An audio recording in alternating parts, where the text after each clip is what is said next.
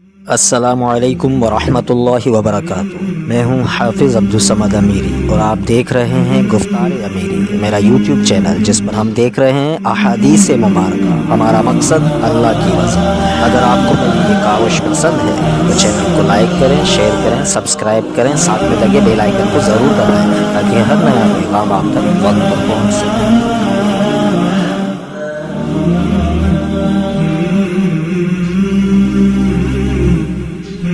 بسم اللہ الرحمن الرحیم۔ ام المؤمنین حضرت عائشہ صدیقہ رضی اللہ عنہا بیان فرماتی ہیں کہ میں نے نبی کریم صلی اللہ علیہ وسلم کے ساتھ حجۃ الوداع کیا۔ میں تمتع کرنے والوں میں تھی اور ہدی یعنی قربانی کا جانور اپنے ساتھ نہیں لے گئی تھی۔ حضرت عائشہ رضی اللہ عنہا نے اپنے متعلق بتایا کہ پھر وہ حائضہ ہو گئی اور عرفہ کی رات آ گئی اور ابھی تک وہ پاک نہیں ہوئی تھیں، اس لیے انہوں نے رسول اللہ صلی اللہ علیہ وسلم سے کہا کہ حضور آج عرفہ کی رات ہے اور میں عمرے کی نیت کر چکی تھی۔ رسول اللہ صلی اللہ علیہ وسلم نے فرمایا کہ اپنے سر کو کھول ڈال اور کنگا کر اور عمرے کو چھوڑ دے۔ میں نے ایسا ہی کیا، پھر میں نے حج پورا کر لیا اور لیلۃ الحصبہ میں عبد الرحمن بن ابو بکر کو حضور صلی اللہ علیہ وسلم نے حکم دیا وہ مجھے اس عمرے کے بدلے میں جس کی نیت میں نے کی تھی تنعیم سے دوسرا عمرہ کرا لائے۔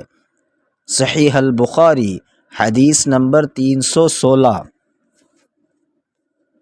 ام المؤمنین حضرت عائشہ صدیقہ رضی اللہ عنہا بیان فرماتی ہیں کہ ہم ذی الحجہ کا چاند دیکھتے ہی نکلے۔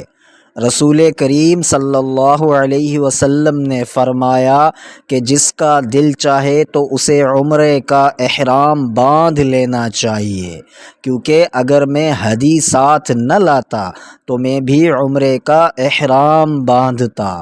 اس پر بعض صحابہ اکرام رضوان اللہ اجمعین نے عمرے کا احرام باندھا اور بعض نے حج کا۔ میں بھی ان لوگوں میں سے تھی جنہوں نے عمرے کا احرام باندھا تھا، مگر عرفہ کا دن آ گیا اور میں حیض کی حالت میں تھی۔ میں نے نبی کریم صلی اللہ علیہ وسلم سے اس کے متعلق شکایت کی تو آپ صلی اللہ علیہ وسلم نے فرمایا کہ عمرہ چھوڑ اور اپنا سر کھول اور کنگا کر اور حج کا احرام باندھ لے۔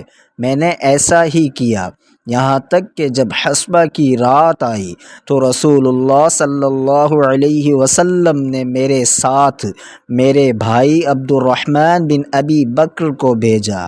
میں تنعیم گئی اور وہاں سے اپنے عمرے کے بدلے دوسرے عمرے کا احرام باندھا۔ ہشام نے کہا کہ ان میں سے کسی بات کی وجہ سے بھی نہ ہدی واجب ہوئی، نہ روزہ اور نہ صدقہ۔ تنعیم حد حرم سے قریب 3 میل دور ایک مقام کا نام ہے۔ صحیح البخاری حدیث نمبر 317۔ حضرت انس بن مالک رضی اللہ عنہ بیان فرماتے ہیں کہ آپ صلی اللہ علیہ وسلم نے فرمایا کہ رحم مادر میں اللہ تعالی نے ایک فرشتہ مقرر کیا ہے۔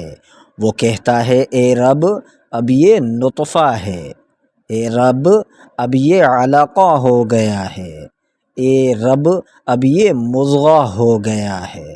پھر جب خدا چاہتا ہے کہ اس کی خلقت پوری کرے تو کہتا ہے کہ مذکر یا مؤنث، بدبخت ہے یا نیک بخت، روزی کتنی مقدر ہے اور عمر کتنی، پس ماں کے پیٹ ہی میں یہ تمام باتیں فرشتہ لکھ دیتا ہے۔ صحیح البخاری حدیث نمبر 318۔ بیان کی گئی تمام احادیث مبارکہ صحیح البخاری کے باب حیض کے احکام و مسائل سے ہے۔